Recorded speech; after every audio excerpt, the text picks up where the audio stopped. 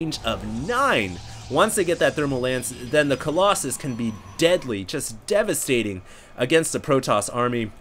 Even though it's mass Stalker, if the Colossus can hang on this ledge right here, they can be extremely powerful with that range upgrade. But of course, Eric, all he needs to do is get that blink, and he can nullify that range. And his army composition right now, not too Zealot heavy, not too Sentry heavy. So I don't know how good Colossus is going to be. But we'll see, as he doesn't have the thermal lance on the way, so this could be a huge detriment to him. But he is going to be walking off across the map right here with his Stalkers and Zealots, and he has that Colossus using that high ground to his advantage, going to start spraying out that beam down onto the Zealots and pushing forward, actually going to contain Eric into his natural expansion, and we have a pylon going down right at that Xel'Naga watchtower. So Az going to look out to set a contain here, but the Colossus gets sniped out. Fortunately for Az, though, he does have some Zealots in the front, but what a hit, losing that Colossus to those Stalkers. They don't even have blink, but they just walked up there and sniped that Colossus out. And this Colossus here, not going to have a buddy to have fun and play with, just going to be a lone Colossus. And Eric here might possibly take out the proxy pylon as well, not going to go for that, and he's going to actually walk away and snipe out these Zealots, and the pylon almost getting taken down. Eric here doing great micro, walking back and sniping out these Zealots. He might be contained, but he has a huge army advantage right now, 77 over 68, and if he can snipe out this Colossus, that'll be huge as well. And he looks like he was going for it at the first time, as you're walking up over this ledge to attack a pylon. Not quite sure I agree with that, as Eric here is making great work. He's actually secured his natural expansion during all of this chaos as well. So in the next couple of minutes, we are going to see Eric just skyrocket, and I'm not sure how Az is going to be able to deal with this. I mean, does he have the extended thermal lances? He does not have the thermal lances coming out. He is getting his own expansion right now. Meanwhile, another engagement going down right in front of Eric's base, pushing out with his Stalkers yet again, but now it is a double Colossus force to deal with. This weakened Colossus walking away from the Stalkers, and Eric's here got to be careful with his Immortal, losing that Immortal. That was the ticket, really, to dealing with these Colossus. They do so much damage to these armored massive walkers, and unfortunately Eric, they're losing one of his Immortals.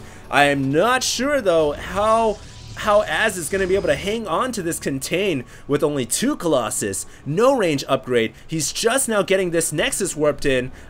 He's going to have a very small window of opportunity to make something happen, and I think that window is closing quite fast here, because Eric is securing that economic advantage. His minerals per minute is double, nearly double Az's amount, and it's just going to be a long road ahead of Az at this point.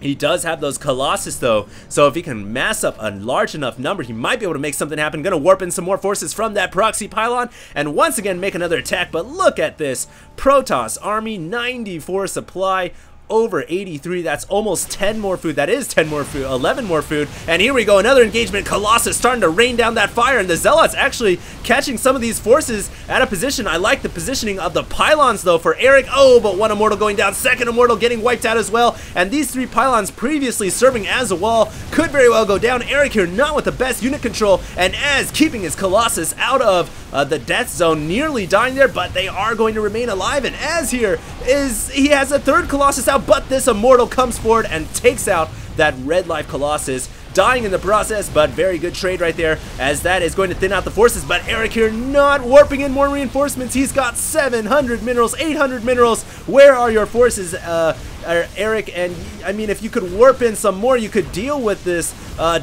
dual Colossus and measly Stalker force, but he is not, and he is going to allow his natural to go down. Az here somehow pulling out that attack. I thought for sure he was not going to be able to push forward and crush that Protoss arsenal, but I guess the Colossus, well, I guess they somehow proved their worth after all. I mean, they did so much damage in that battle, launching those dual laser rays for about a good minute straight.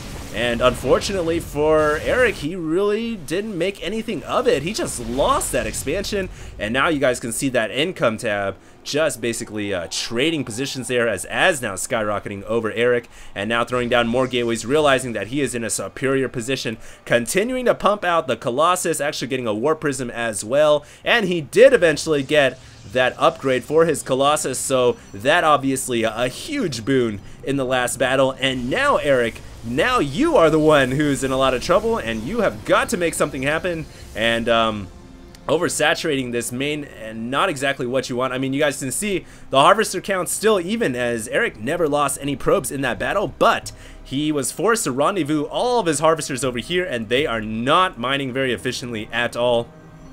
And Eric right now desperately trying to get his natural up right now as he's pushing out with his Stalker Immortal Force. Gonna try to pressure this army, but not gonna happen. 3 Colossus for Az, and he is just showing how powerful these units are in a Protoss versus Protoss situation. Az here is somehow he's been able to go on top, get on top of Eric. I just don't know how this happened, as I really feel like Eric had the advantage when he secured that natural, and I'm not sure how he lost that battle. I think it might have came down to not using his minerals. He had a lot in the bank, could have been more zealots, whereas Az does have zealots on the ground, and those are the meat shields for all of the ranged forces in the back. This nexus is going to go down, and the forces for Eric forced to run up to this high ground to deal with this quad Colossus army, or excuse me, triple Colossus army. But it doesn't matter. Az here is in a firm position of control. There is the quad Colossus army, and they can just walk up this ridge and start raining chaos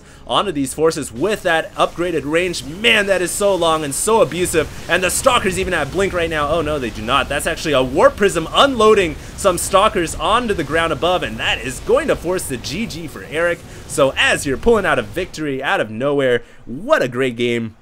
And that's one of the best Protoss versus Protoss that I have seen in a long time, as they're pushing forward and crushing the Protoss.